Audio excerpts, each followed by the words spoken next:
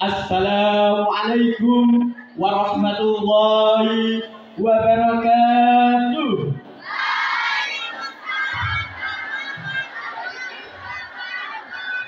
Alhamdulillah, alhamdulillah, alhamdulillahilladzi ja'ala Indonesia daulatan mustaqillah. Asyhadu an la ilaha illallah wahdahu la syarikalah wa asyhadu anna Muhammadan abduhu wa rasuluh la nabiyya ba'da. Dewan juri yang arif lagi bijaksana, teman-teman seiman seagama rahimahullah. Pertama-tama dan yang paling utama, marilah kita panjatkan puja dan puji syukur kehadirat Zat yang telah menciptakan dualisme dunia, yang telah menciptakan segala sesuatu di dunia ini secara berpasang-pasangan, sehingga terciptalah antara langit dan bumi, bulan dan matahari, siang dan malam, lautan dan daratan, sehingga sempurnalah kehidupan di dunia ini. Untuk kedua kalinya, sholawat serta salam senantiasa tercurahkan ke junjungan kita Nabi Agung Rasulullah Muhammad Sallallahu Alaihi Wasallam, pemimpin umat yang menyirna kriminal dan maksiat, yang mengorbit cahaya selamat, yang memberikan kita semua syafaat besok di hari kiamat. Amin Allahumma. Amin Allahumma. Amin Allahumma. Hadirin wa hadirat yang berbahagia, agama Islam dikenal sebagai agama yang kaya dan indah. Salah satu negara dengan penganut umat muslim terbesar adalah Indonesia, bangsa kita sendiri. Hal ini bisa menjadi kelebihan, namun di sisi lain hal ini jika tidak dijaga dan dikelola dengan baik, hal ini justru akan menjadi sumber potensi konflik, permasalahan, pertikaian, bahkan bentrokan yang dapat meruntuhkan falsafah negara dan syariat agama. Pertanyaannya saudaraku, apakah kita rela bangsa agama yang besar ini, agama yang dibangun dengan cucuran keringat, linangan air mata, bahkan genangan darah para syuhada, harus roboh karena kepentingan pribadi maupun golongan? Jawabannya tentu tidak, saudaraku.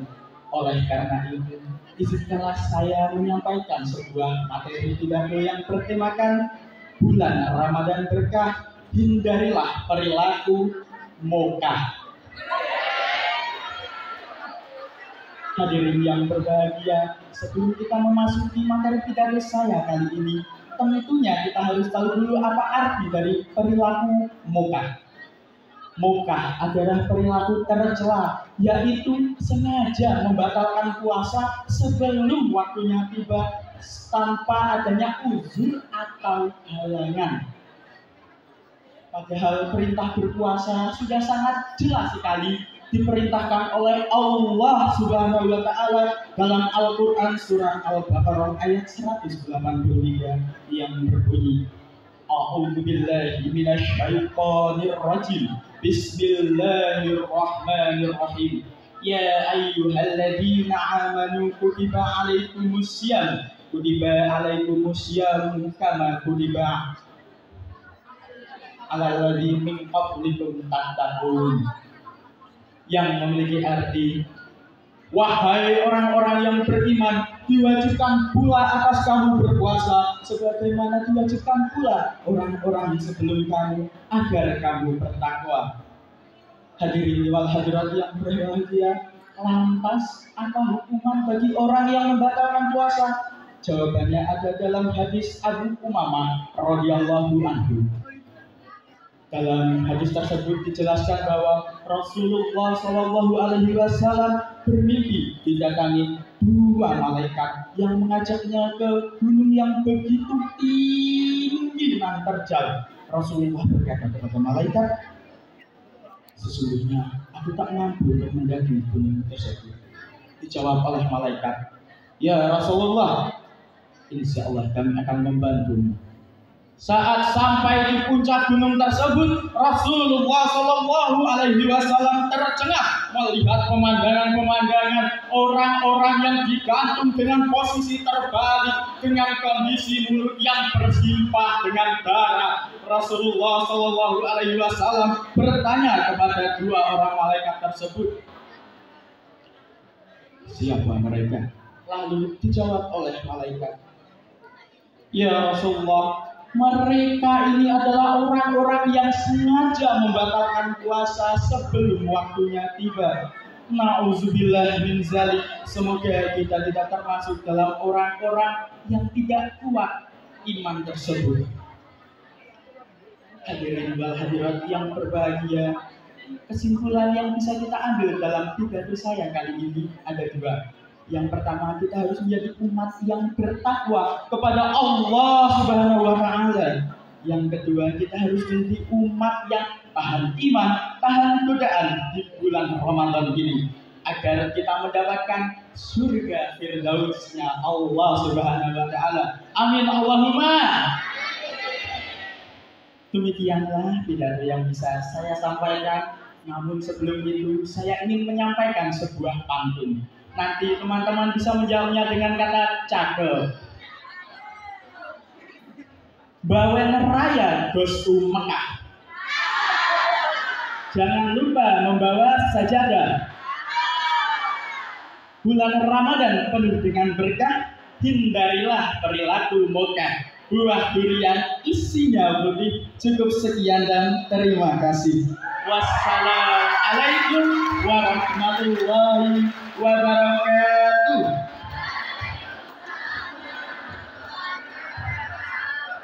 Warahmatullahi wabarakatuh.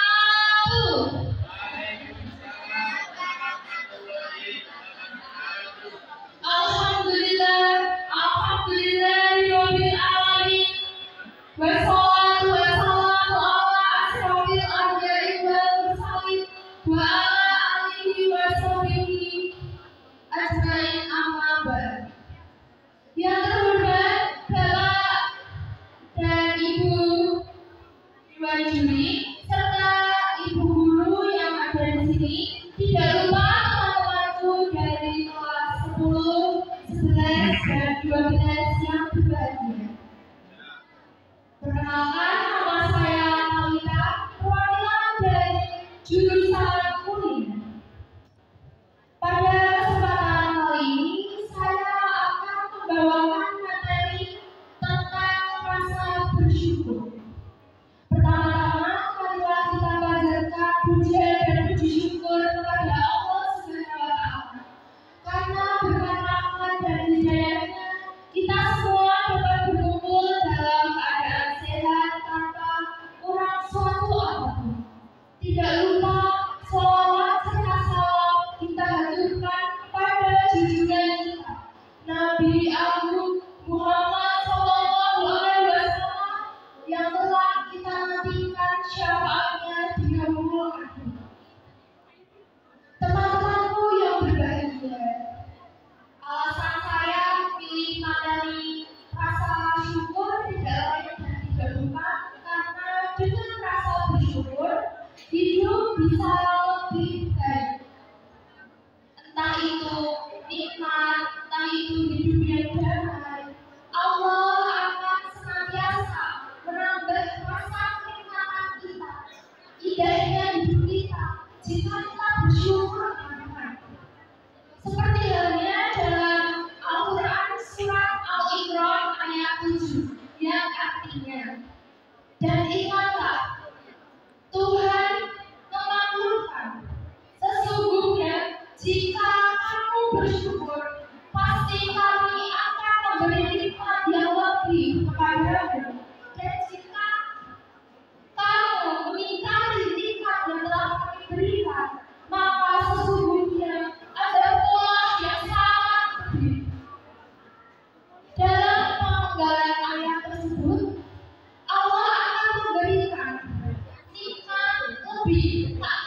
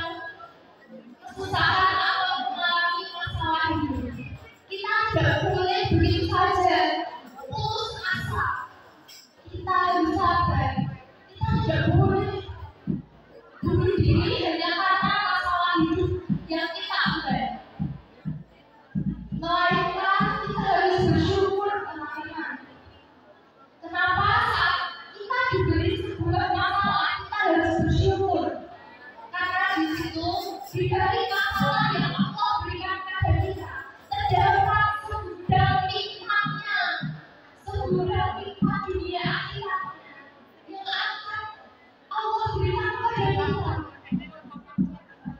Oleh sebab itu, saya mengajak teman-teman sekalian di sini untuk bersama-sama lebih bersyukuri hidup. Bersyukur atas apa yang kita dapatkan saat ini. Bersyukur atas apa yang telah Allah berikan kepada kita. Tidaklah kita merasa berdosa jika kita hidup dengan rasa kekurangan. Karena apa? Karena kita kurang bersyukur. Seringkali kita hanya melihat ke atas, namun cobalah sekali lihatlah ke bawah. Demikian yang dapat saya sampaikan. Jika ada perkataan saya yang salah, mohon dimaafkan. Semoga materi yang saya berikan bisa bermanfaat dan bisa menjadi ladang pahala untuk kita semua. Wabillahi taufiq wal hidayah. Wassalamualaikum warahmatullahi wabarakatuh. Waalaikumsalam warahmatullahi wabarakatuh. سيئات أعمالنا من يهد الله فلا مضل له ومن يضلل فلا هادي له أشهد أن لا إله إلا الله وأشهد أن محمدا عبده ورسوله لا نبي ورسول بعده أما بعد. Pertama-tama dan yang paling utama, marilah kita panjatkan puji syukur kepada Allah Subhanahu wa taala yang telah melimpahkan rahmat dan hidayah sehingga kita dapat bertemu di tempat yang Allah berkahi. Tak lupa salawat dan salam semoga selalu tercurahkan kepada Nabi kita Nabi Muhammad Sallallahu Alaihi Wasallam, yang kepada istri-istrinya, kepada sahabat-sahabatnya, kepada keluarga-keluarganya, dan kepada kaumnya, yang semoga kita semua menjadi kaumnya yang telah bertumbuh iman pada masa kelak. Amin ya rabbal alamin. Tak lupa yang terhormat Bapak Ibu Guru Juri yang telah memberikan saya kesempatan berdiri di depan ini. Tak lupa saya berterima kasih atas support dari teman-teman semua, support dan dukungannya karena telah membantu saya sampai pada titik ini. Teman-teman semuanya, kita telah sampai pada zaman di mana banyak orang yang bilang, wah enak ya, jadi orang cukup kaya, banyak uang, banyak harta. Wah enak ya, jadi dia hidupnya enak, bisa sekolah, tentram, sejahtera. Wah enak ya, saya ingin jadi mereka, saya ingin jadi dia. Padahal Rasulullah Sallallahu Alaihi Wasallam bersabda, "An Abi Hurairah radhiyallahu anhu, qala Rasulullah Sallallahu Alaihi Wasallam, undur ila man huwa asfala minkum, wa la tanzuru ila fawqikum, fa huwa ajdaru an la tazaru ni'matullahi 'alaikum." Lihatlah orang yang di bawah kalian dan janganlah kalian lihat orang yang ada di atas kalian, karena sesungguhnya itu membuat kalian tidak mengingkari nikmat yang telah Allah berikan. Teman-teman sekalian, yang kalian inginkan, wah, orang yang kalian lihat, wah, orang yang punya mobil, kalian cuma punya motor, bisa jadi orang di bawah kalian gak punya kendaraan. Wah, orang yang kalian lihat, wah, kesamaan enak, saya cuma makan sederhana, belum tentu orang yang di bawah kalian bisa makan. Yang kalian lihat orang, wah, bisa tinggal di apartemen, di hotel, di pantai, di atas. Kita cuma bisa tinggal di kamar, belum tentu orang yang di bawah kalian bisa tidur dengan nyenyak di dalam rumah.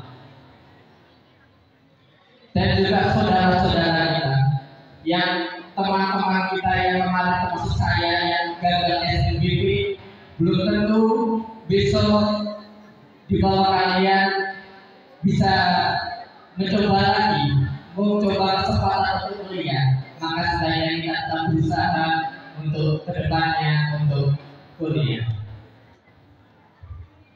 Tapi bukan berarti kalau yang ada di bawah kalian, ada orang di bawah kalian terus kalian sombong. Bersyukur sama sombong tidak. Sombong.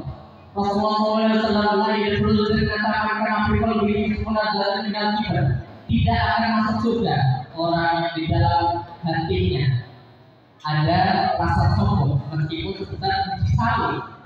Orang pertanian, tanaman pertanian pasti paham. Biji sawi itu kecilnya sudah segini, begini doang, kecil banget. Tapi ketika ada rasa sombong sebesar biji sawi di hati kita, maka tidak masuk surga. Maka adalah teman-teman bersyukur atas nikmat Allah telah berikan. Bersyukur kita telah bisa puasa, bisa berkumpul, bisa ikut kajian, bisa ikut selawatan. Bersyukur alhamdulillah. Kita juga meskipun banyak orang yang kurang di antara kita, tapi juga jangan sombong. Mungkin sekian dari saya. Mungkin ini juga ceramah terakhir dari saya. Saya Arif Rahman saking Ponpes Al-Kabur santrine Kiai Haji Mufti Mubarak. Apabila ada salah, saya minta maaf. Apabila ada benarnya, itu datang dari Allah. Wassalamualaikum warahmatullahi wabarakatuh.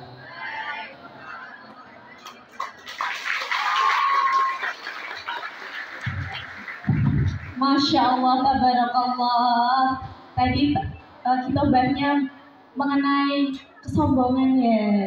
Jadi jangan sekali-kali kita sombong walaupun sebesar biji sawi gitu. Baiklah.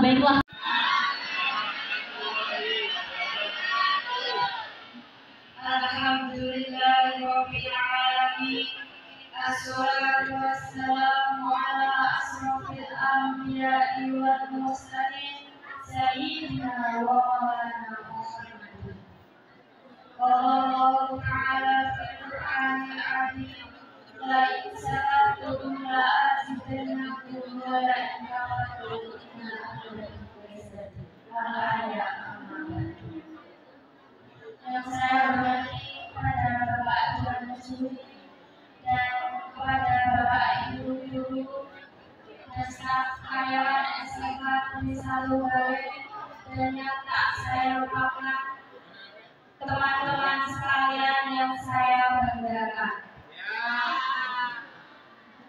Pertama-tama, marilah kita panjatkan puji syukur kepada kehadiran Allah Subhanahu wa Ta'ala yang telah memberikan rahmat dan hidayahnya kepada kita, sehingga kita bisa berkumpul di sini tanpa suatu halangan apapun. Yang kedua, marilah kita bersolawat kepada junjungan kita Nabi Muhammad Sallallahu Alaihi Wasallam, yang kita akan nantikan syafaatnya di yaumul qiyamah. Amin Allahumma amin. Pada kesempatan kali ini saya akan sedikit memberikan materi tentang pentingnya ilmu. Kita diwajibkan untuk mencari ilmu, karena dengan ilmu kita bisa membedakan mana yang benar dan mana yang salah, mana barang yang halal dan mana barang yang haram. Ilmu sangat bermanfaat di aspek kehidupan kita.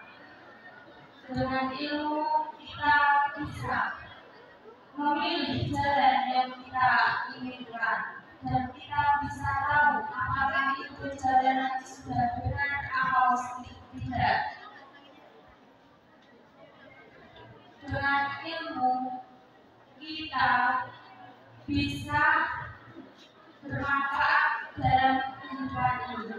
Dari kecil, remaja, sampai tua pun kita tetap membutuhkan yang namanya ilmu. Bahkan orang mati pun ilmu yang tetap akan dibawa. Jadi, jangan pernah meremehkan tentang ilmu. Bersungguh-sungguhlah dalam mencari ilmu. Jika kita berilmu, sudah tentu derajat kita akan dinaikkan. Jadi jangan pernah, jika kita sedang sekolah ini, jangan pernah membolos, karena ilmunya itu tidak mungkin bisa dalam kedua kali dalam mungkin sekian yang bisa saya sampaikan, semoga bermanfaat. Akhirullah, wabillahi taufiq wal hidayah. Wassalamualaikum warahmatullahi wabarakatuh. Puji syukur kehadirat Tuhan Yang Maha Esa yang telah memberikan kita rahmat, hidayah, serta inayah yang telah kita miliki. Salawat serta salam mari kita junjungkan kepada Nabi besar kita, Nabi Muhammad SAW. Sebelumnya perkenalkan, nama saya Syafira Wali Azhara, perwakilan dari kelas 10 ATUA. Saya di sini akan menyampaikan kitabah yang bertema kesabaran dalam menghadapi cobaan. Pada hari ini, kita semua dihadapkan pada berbagai cobaan dan tantangan. Cobaan yang datang dalam berbagai bentuk. Cobaan datang dalam berbagai bentuk seperti kesedihan, kehilangan, maupun kesulitan. Namun, kita semua harus ingat bahwa cobaan adalah bagian dari kehidupan. Cobaan itu diberi oleh Allah SWT untuk menguji kesabaran dan keimanan kita semua. Dalam hadis, Rasulullah SAW bersabda, tidak ada seorang muslim yang ditimpa musibah. Lalu ia bersabda, Inna lillahi wa inna ilaihi raji'un. Melainkan Allah SWT akan menggantikan apa yang hilang dari hartanya dengan yang lebih baik. Hadis riwayat